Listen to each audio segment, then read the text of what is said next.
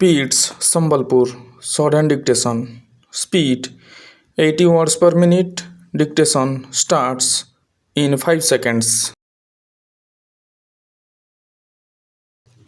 Sir, the budget has been variously described and criticized as one that increases the burden of the common man, one which gives concessions to the rich and encourages foreign investments. I agree, sir, that is all this and much more, but it certainly is not a highwayman's budget. To my mind, sir, the budget is sincere, conscientious, and at the same time, it is a bold effort on the part of the finance minister who is charged with heavy responsibility of finding resources for the third 5-year plan. This plan, to my mind, sir, is not at all ambitious in view of our needs. It may be looked upon as a rather heavy demand, but looking to our needs, it is not very ambitious. Sir, the fact that even the considerations of the coming general elections could not delect the finance minister from the course which seemed to him necessary and proper should earn him the appreciation of every right thinking man. The common man's interest, as I said, is nearer to our hearts than perhaps some others can claim, or at least it is equally nearer to us. And yet, there come times in a nation's history when it becomes necessary for the people to postpone the fruits of their labor and enterprise to secure the future. Here also, sir, opinions may differ according to the Communist Party.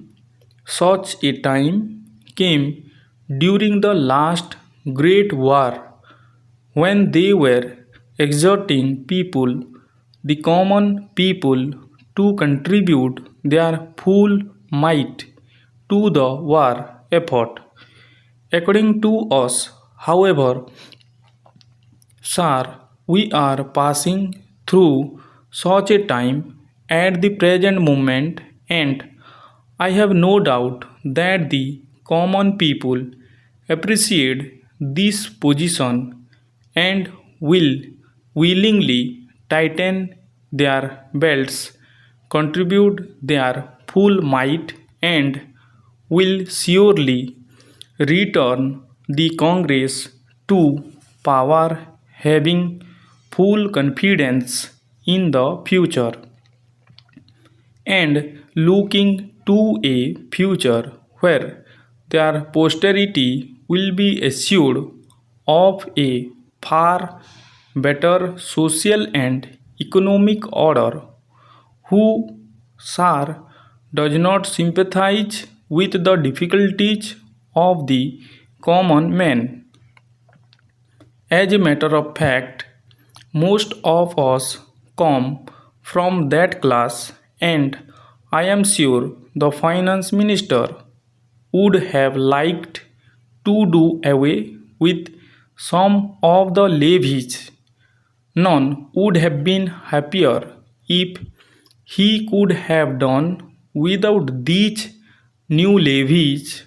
But there are, sir, certain very imperative limitations We are passing through a critical period. Stop and para.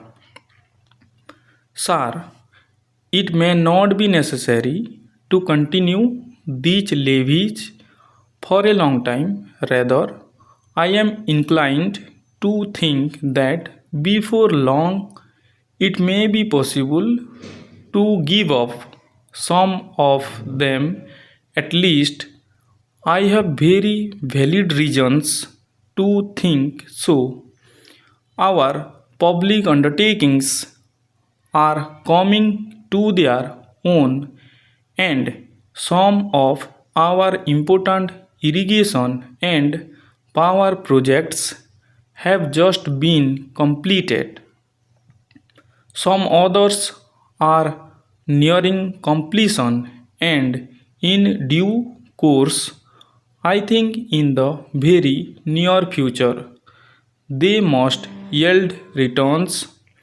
This will go a long way to lighten the burden of the common man. Stop and para. We might, sir, also resort to some other ways. I suggest that we might take to public trading in some specific items of export and import. That would also certainly go a long way and help us. The private corporate sector has been steadily growing and has been developing capacity. It is sure to benefit from all these present concessions and develop greater capacity. This sector must come forward to meet new demands for taxation in the future.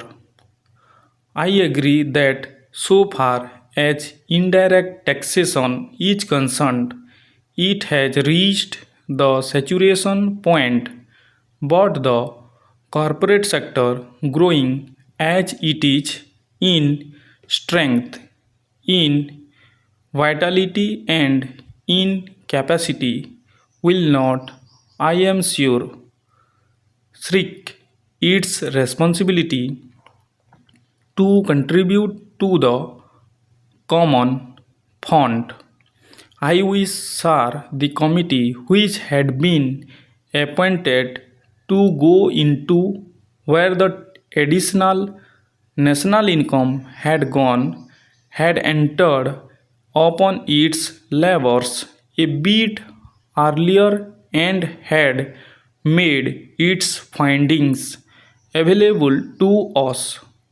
I do not want to state its findings, but I have a feeling that the committee, when it concludes its labors, will come to the conclusion that a major portion of this additional national income has gone into the pockets of a comparatively small number of men, small number of individuals, and it is they who must in future contribute their share to the country's taxation needs because the profits they have earned are not all due to their own efforts and enterprise only.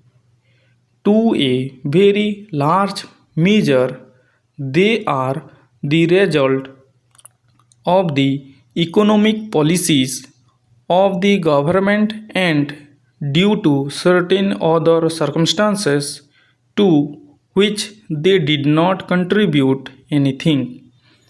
Therefore, there is ample justification for the two taxes, the capital gains tax and the excess profits tax. I need not go in detail into all the reasons that my honorable friend has explained earlier. so lucidly, but I must say that I entirely agree with them all. Having said this, I would like to say a few words about allocations which have been made to the various ministries in the budget. Stop and over. This dictation was presented by PITS Sambalpur. Keep practicing.